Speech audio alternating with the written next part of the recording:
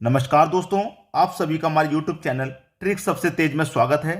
जैसे हमने अपने चैनल का नाम ट्रिक सबसे तेज रखा है, बिल्कुल उसी तरीके से हम आपको सवाल भी कराएंगे, वो भी ट्रिक के साथ और सबसे तेज। ठीक है। अब यहाँ पे जो मैं कराने वाला हूँ वो है ट्रिग्नोमेट्री टेबल। त्रिकोणमिति की जो टेबल है उसे जानना जरूरी है। अगर वो टेबल ही हमको नहीं पता होगी तो हम त्रिकोणमिति के सवाल को कैसे सॉल्व करेंगे।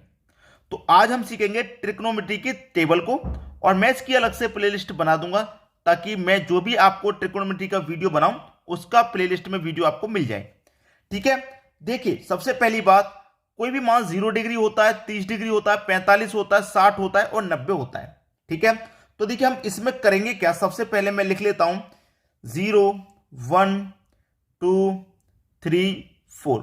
ये पूरा टेबल मैं आपको याद कराऊंगा और ऐसा याद कराऊंगा कि आप जिंदगी भर तक नहीं भूलेंगे। 0, 30 डिग्री, 45, 60, 90 डिग्री यही मान होता है। मैं 0 से लेके 4 तक इसको लिख लिया। अब करूंगा क्या, मैं 4 से इसमें भी भाग दूंगा, 4 से इसमें भी दूंगा, 4 से भाग इसमें भी दिया जाएगा, इसमें भी 4 से भाग और भाग इसमें भी 4 से। ठीक है, सब में भाग 4 से रहेगा। भाग देने के बाद इसके ऊपर रूट लगा देंगे, सभी के ऊपर रूट लगा देना है। ठीक है, सभी के ऊपर रूट लगा दिया रूट। अब देखिए 0 का तो कोई मान होता नहीं है रूट में, 4 का स्क्वायर रूट 2 हो जाएगा, 2 का 0 में 0 इसका मान रहेगा। अब इसका देखिए 1 का स्क्वायर रूट करूंगा 1 ही रहेगा, 4 का स्क्वायर रूट करूंगा 2 रहेगा। कितना रहेगा 2, तो ये हो जाएगा 1/2। ठीक है। इसका देखिए 2 का स्क्वायर रूट क्या रहेगा भाई, अगर मैं इसकी 2 की बात करूं तो 2 का स्क्वायर रूट क्या रहेगा, मैं इसे कटा लूंगा, 2 1 कम 2, 2 दूनी का 4, तो ये 1/2 हो गया ना। कितना हो गया भाई, 1 का स्क्वायर रूट 1 ही रहेगा और 2 का स्क्वायर रूट क्या रहेगा, 2 का स्क्वायर रूट कुछ सॉल्व हो जाएगा, नहीं हो पाएगा, तो ये रूट में 2 ही रहेगा। ठीक है ना। अब देखिए यहां पे 3 का स्क्वायर रूट कोई होता है, नहीं होता, तो ये रूट 3 ही रहेगा। और 4 का स्क्वायर रूट क्या होता है 2, तो ये सॉल्व हो जाएगा, इसका मान 2 हो जाएगा। ठीक है। अब इसे कटा लेंगे आप, इसे कटा लेंगे, 4 1 कम 4, 4 1 कम 4, तो देखिए क्या रहेगा, 1 से 1 कटने का स्क्वायर रूट इसका 1 ही रहेगा पूरा। क्लियर है। अब यहां पे आपको निकल के आ गया ये साइन का मान। भाई साइन 0 डिग्री का मान 0, साइन 30 डिग्री का मान 1/2, साइन 45 डिग्री का मान 1/√2, साइन 30 डिग्री का मान √3/2 और साइन 90 डिग्री का मान 1 होता है। ये आपको अच्छे से पता है। ठीक है, 1 होता है। अब साइन का तो निकाल लिया आपने, अब कॉस का क्या होगा, साइन का जस्ट अपोजिट कॉस का होता है। साइन का जस्ट अपोजिट, अपोजिट का मतलब पीछे से लिखते हो बस,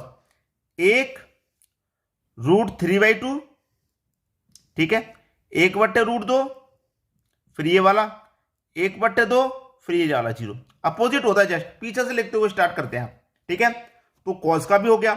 अब टेन का क्या होता है भाई, टेन का क्या होता है, टेन का निकालने के लिए क्या करते हैं दोस्तों, हमने साइन का भी निकाल लिया, साइन का जस्ट उल्टा कॉस का होता है।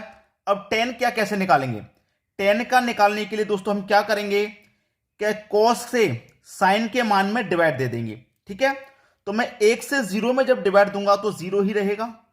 ठीक है।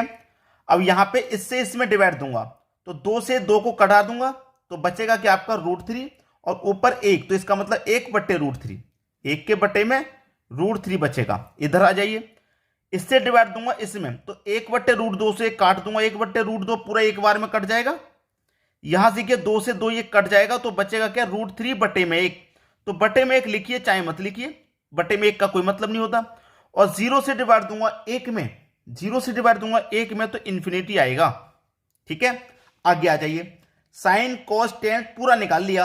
अब साइन का जस्ट अपोजिट होता है आपका क्या, कोसेक। साइन का जस्ट अपोजिट क्या होता है, कोसेक होता है।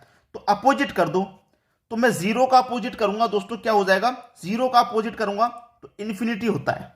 ठीक है, 1/2 का करूंगा, 1/2 का क्या करूं, इसको भी अपोजिट में लिखूंगा तो 2 ऊपर चला जाएगा, बटे में 1, तो बटे में 1 लिखिए चाहे मत लिखिए। ऐसे ये भी पलट जाएगा तो ऊपर √2, बटे में 1 लिखिए चाहे मत लिखिए। ये भी पलट जाएगा तो 2 ऊपर, बटे में √3, और जब ये भी पलट जाएगा तो इसका मान 1 ही रहेगा। यहां तक समझ में आ गया, यहां तक किसी को कोई प्रॉब्लम नहीं। अब देखिए यहां पे मैंने क्या किया था, साइन का जस्ट अपोजिट कॉस था, उसी तरीके से कोसेक का जस्ट अपोजिट सेक होगा। कोसेक का जस्ट अपोजिट क्या होगा, सेक होगा। ठीक है, बस कर दीजिए, अपोजिट में लिख लो भैया 1, 2/√3, √2, ये 2 आ जाएगा और ये क्या आ जाएगा, इन्फिनिटी। ठीक है, किसी को कोई प्रॉब्लम बिल्कुल भी नहीं होगी।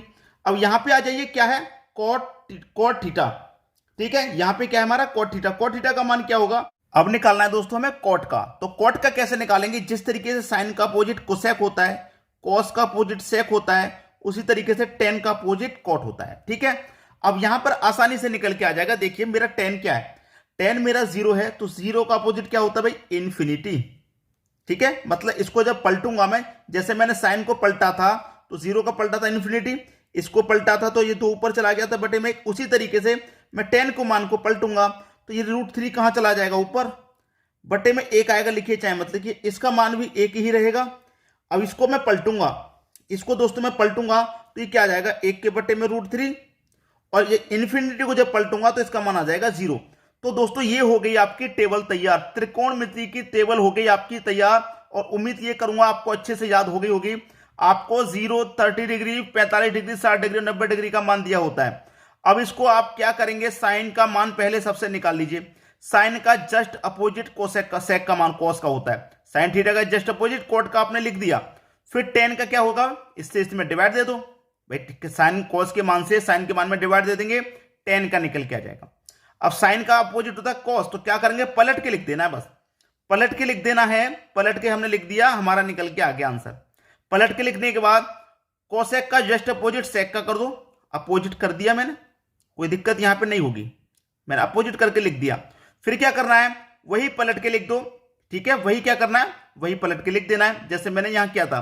ठीक है, अब यहां पे देखिए टेन का अपोजिट कॉट होता है, तो इसको 0 को पलट के लिखा इन्फिनिटी, इसको भी पलट के लिखा इतना, इसको पलट के लिखा इतना, इसको पलट के लिखा इतना, और इसको पलट के लिखा तो इतना।